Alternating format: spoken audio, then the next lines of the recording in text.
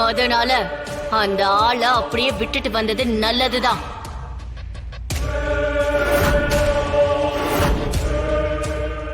ஆனா அந்த ஆளோட ஆண்ட உடல் தானே அங்க இருக்கு. அப்போ இங்க இருக்கக்கூடிய அந்த ஆளோட நிஜ உடலை என்ன பண்றது? அத நான் ஏற்கனவே யோசிச்சிட்டேன். அந்த ஆன்ம உடலை நாம கட்டுப்படுத்தவே முடியாது. ஆனா இங்க இருக்கிற உடலை நாம கட்டுப்படுத்த முடியும். இப்பவே உடனடியா நம்மோட மந்திர கட்டுக்குள்ள இந்த உடலை கொண்டு வந்துடணும். பொம்மியோட ஆவியை அழிக்கும் போது இந்த நாகசாதுவோட உடம்பையும் நெருப்புக்கு இரையாக்கிடணும். இதோட நம்ம பகைய மொத்தமா முடிச்சுக்கலாம்.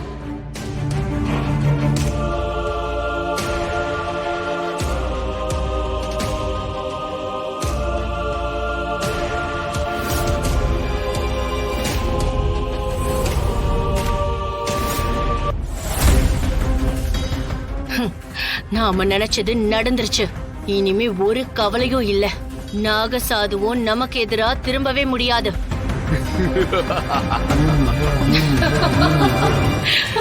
எதுக்காக இவ்ளோ அநியாயம் பண்றீங்க?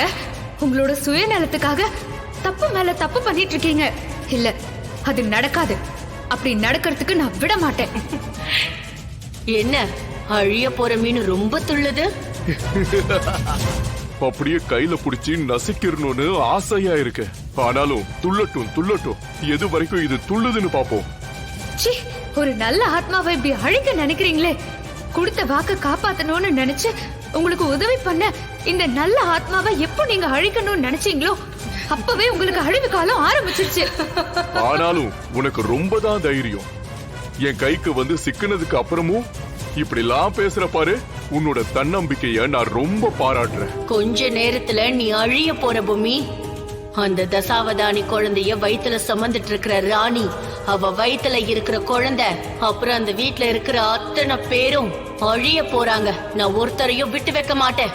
எனக்கு உடம்பு கொடுத்து தமன்னாவோட ஆசைய நான் நிறைவேற்றியே தீர்வேன்.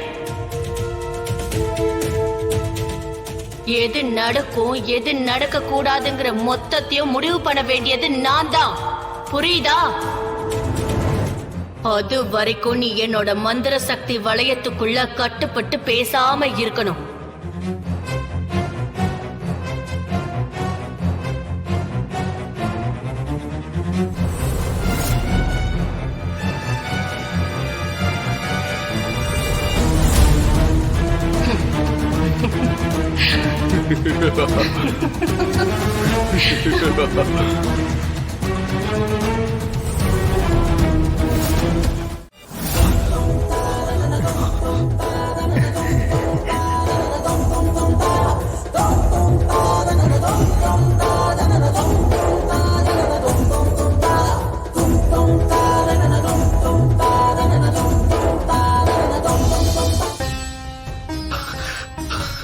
சித்தரசாமி, நாங்க இந்த நவபாஷான சிலைய தேடி வந்திருக்கோம். எப்ப ஒரு எறும்புக்கு கூட மரியாதை கொடுத்து அத ஒரு உயிரா மதிச்சு அதுங்களுக்கு எந்த ஒரு இடையூறும் செய்யாம உன்னோட பயணத்தை அந்த பரமேஸ்வர ரூபத்துல நீ தொடங்குனியோ அப்பவே அந்த நவபாஷண சிலை உன்னை தேடி வர ஆரம்பிச்சிடுச்சு. இது எங்களை தேடியா? ஆமா, அப்படியே கொஞ்சம் திரும்பி அங்க பாரு.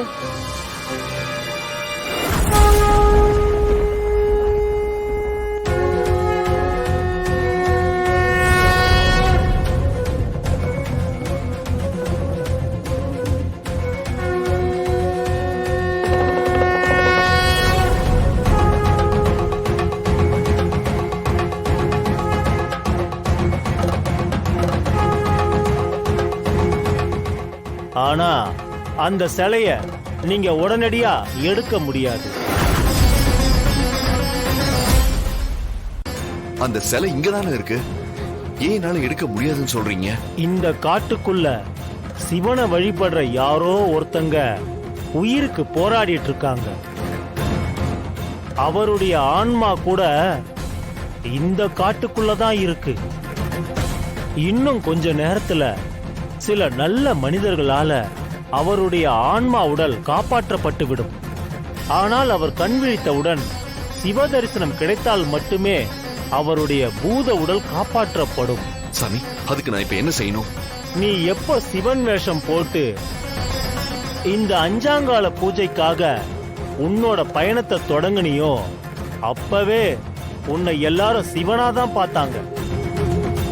இப்ப நீங்க போய் அவருக்கு சிவ தரிசனம் கொடுத்தா அவருடைய ஆசீர்வாதத்தினால இங்க இருக்கிற இந்த நவபாஷண ஜோடி சிலை தானாவே உன் கைக்கு வந்து சேரும். சாமி, அவரை பார்க்கறதுக்கு நான் எந்த பக்கமா போகணும்? கிழக்கு திசையை நோக்கி போங்க, அனைத்தும் கைகூடும்.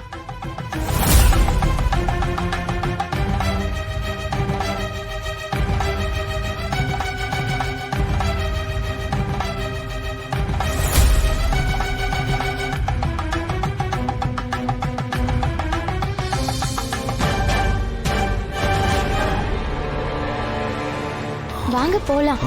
அவரு கண் திறக்கும் போது அவரு முன்னால நீங்க நிக்கணும். சரி, வா போலாம். வா.